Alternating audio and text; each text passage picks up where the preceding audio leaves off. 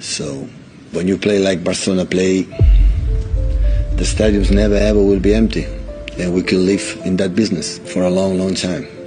So it doesn't matter results. So. Lamine Yamal. Venga, Antonio, lo tenemos cerca. Lamin continúa, Lamin. ¡Gol! Rafinha. Enganchó y esto puede ser para un golazo. ¡Gol! Nico Williams.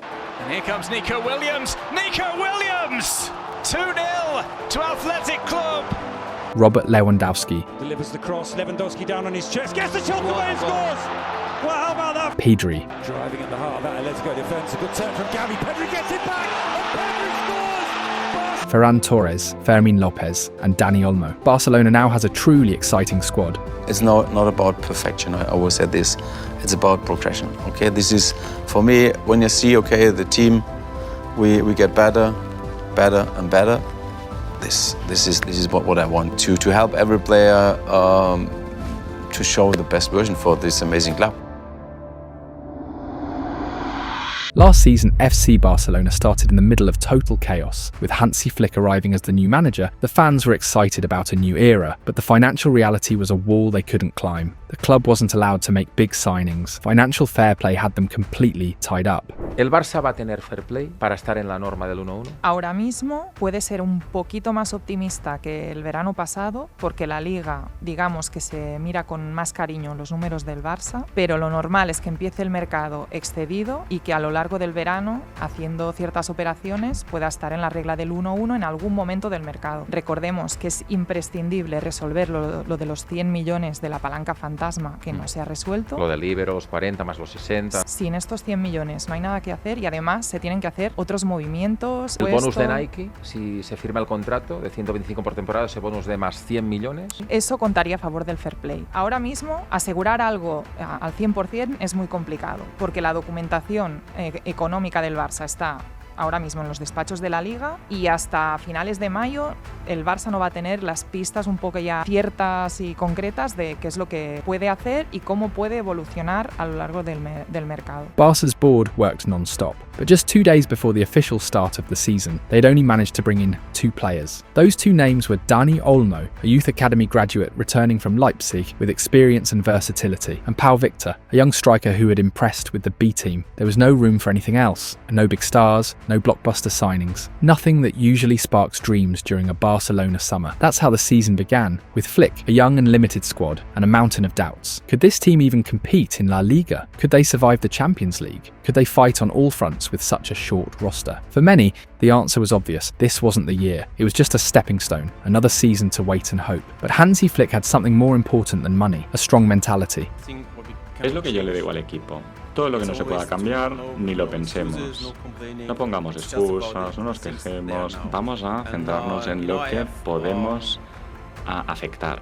Tengo una dilatada experiencia, es así como he llegado aquí, ¿verdad? Aceptando los hechos y especialmente aquellos que no puedo alterar. What the world didn't know yet was that this so-called transition year was actually the first brick in something much bigger. Hansi Flick didn't need 10 new signings. He just needed time, structure and players who fit his vision. And even with those limits, he brought back Barca's fighting spirit, their intensity, their hunger to win. Now, a year later, the whole picture has changed. The club has managed to fix some of its financial issues, new signings are possible, and Flick, backed fully by the board, is building a brutal squad for the 2025-26 season. A squad that's not just here to compete, it's here to win everything. Best of all, Flick now has proven players with experience, players with the hunger to dominate both in Spain and in Europe. And well, if Barca's going all in for every title this season, it's because they have the best player in the world. Yes, no exaggeration, Lamine Yamal.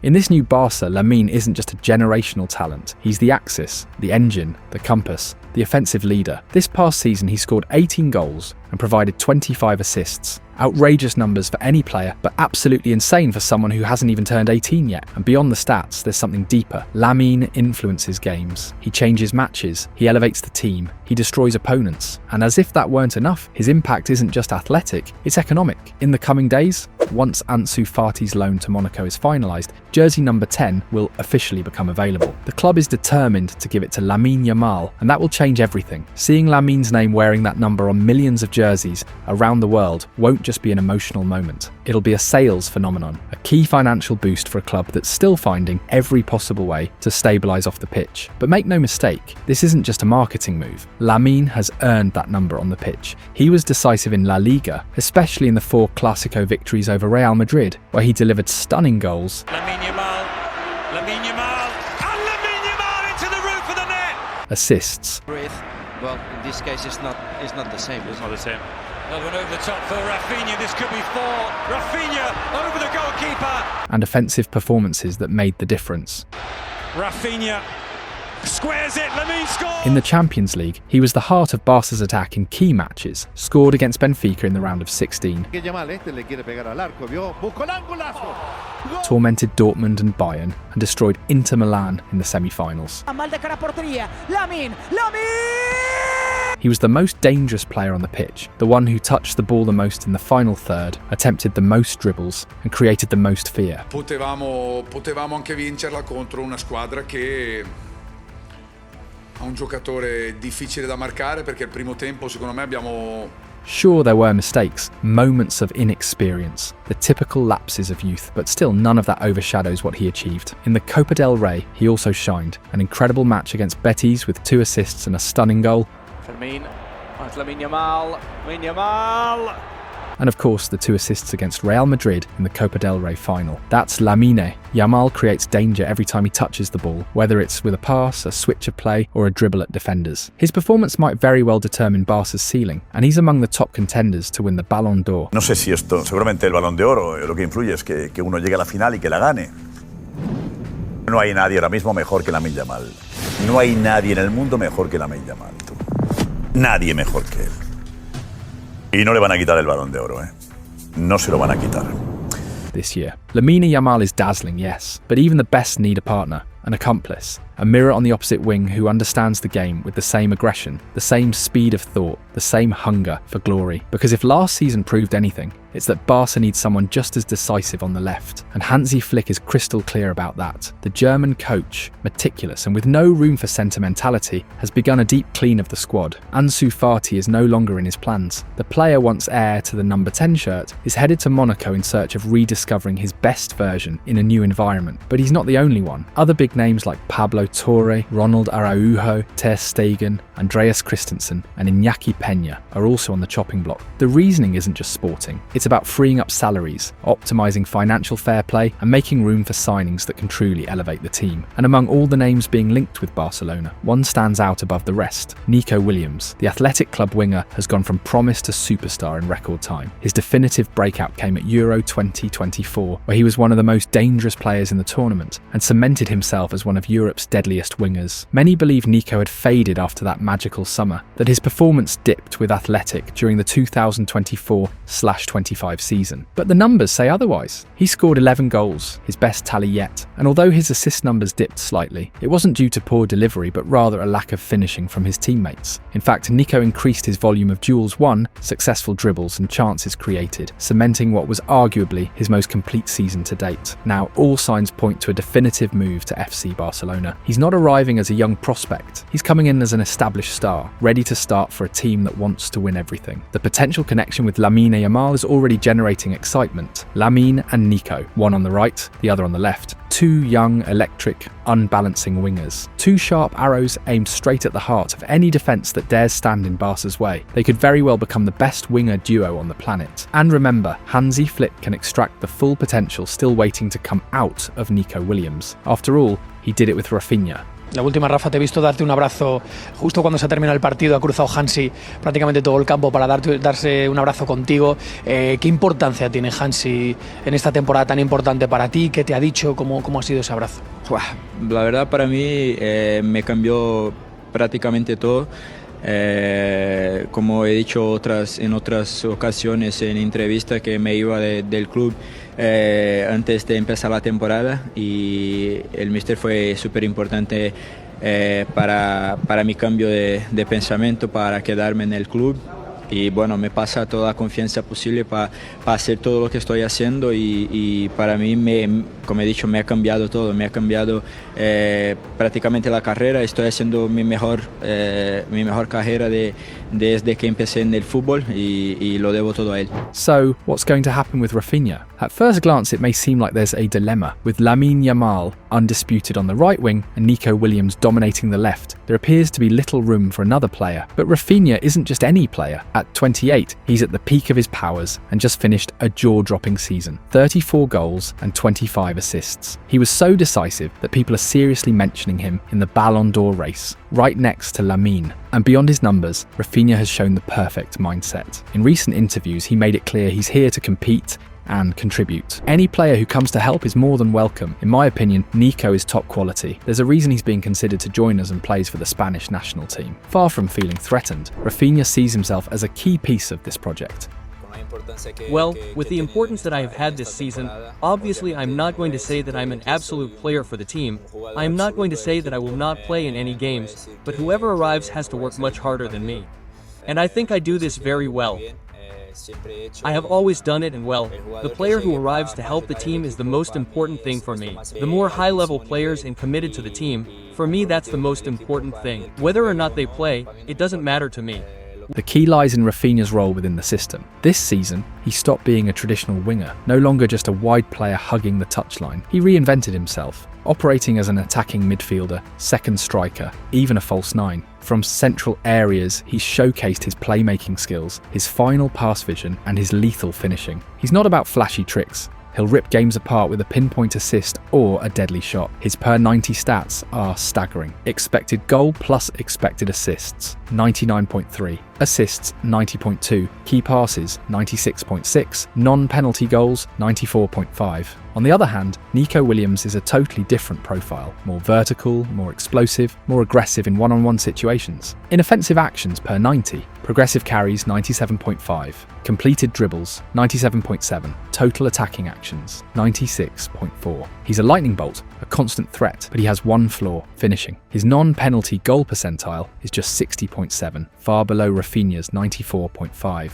And that's where the puzzle solves itself. Nico on the left, Lamine on the right, Rafinha through the middle, false nine or attacking mid. Not only do they avoid overlapping roles, they complement each other. Nico's runs pull defenders wide, opening space for Rafinha. Lamine's depth opens interior lanes. The trio isn't a problem, it's a tactical nightmare for opponents. Heading into next season, Barca has enviable depth in attack. Let's not forget Robert Lewandowski. At 36, he just had a monstrous season, 42 goals and 3 assists. A performance that defies time itself, revived by Hansi Flick. Just like during their Bayern days, but time doesn't lose, and Flick knows it. Lewandowski needs rest, rotation, a real backup. That's where Dani Olmo comes in. Though one of last season's few signings, he felt like a ghost transfer. Injuries and tactical shifts kept him from gaining momentum. He barely featured in key games, limited minutes in the first Clásico, nearly absent in the Supercopa final, missed Champions League clashes like the ones against Benfica and Atalanta, and only got 4 minutes in the Dortmund return leg. That's why Hansi Flick is planning something similar to what he did with Pedri: controlled minutes, gradual returns, and most importantly, a tactical reinvention. Olmo will be tested as a false nine, a role that gives Lewandowski rest without sacrificing firepower. Dani has vision, patience, passing range, and scoring ability. With time, he could be the spark that keeps the fire alive when the Polish tank needs a breather. But he's not alone. There's also Ferran Torres, a more traditional number 9, who has proven himself as a valuable asset. He's not the fastest, but he reads space well and has a striker's instinct. He always pops up when you least expect it. Not flashy, but reliable and clinical. To that, we add a fresh name, Rooney Bargji. The Swedish talent arrives as a market opportunity, not a headline grabber, but a long-term gem. Flick may use him as a backup to Lamine Yamal in easier matches. Against Getafe, Levante or Alaves, give him minutes, trust, rhythm, or integrate him into Barca B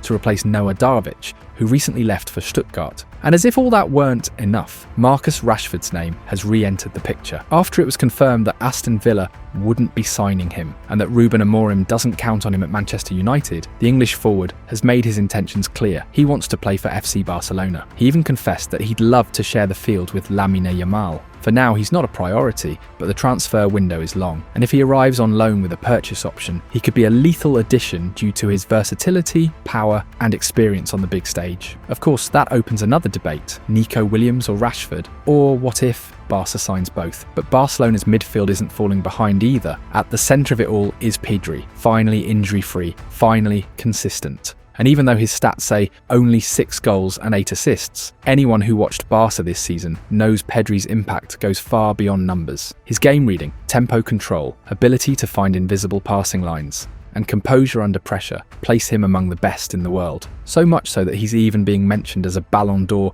contender, not for hype, but for pure influence. Alongside him, Marc Bernal will return, and for many, he'll feel like a brand new signing. He missed the entire season with a torn ACL, but before the injury, he had already shown he was the natural heir to Busquets' role. A modern pivot, defensively solid, but also with offensive quality, long-range distribution, vision, and calmness. His style is reminiscent of Rodri at Manchester City. If he regains rhythm, it'll be hard to keep him out of the starting 11. And of course, there's Frenkie de Jong, the most versatile midfielder in the squad. With more freedom next to Pedri and a fixed anchor like Bernal, Frenkie can push forward, carry the ball from deep, or break lines as an attacking interior. His ability to adapt to different systems will be crucial in a season packed with key matches. And the equation doesn't end there. Gavi will also return, the emotional warrior of the team. He's coming back from a long recovery after a torn ACL, but he hasn't suffered any setbacks and has already started getting minutes. He just needs to fully regain his confidence and fitness, because his intensity, aggression, and tactical intelligence are non-negotiable. And when it comes to squad depth, Barca has more options than ever. Fermin Lopez has shown he can be a valuable super sub, vertical, goal-scoring, and always with a positive attitude toward his role. The same goes for Marc Casado. Every time he steps on the field, he brings discipline, grit, and tactical order. To top it off, from Brazil could arrive Zé Lucas, the latest gem from Sport Recife. At just 17,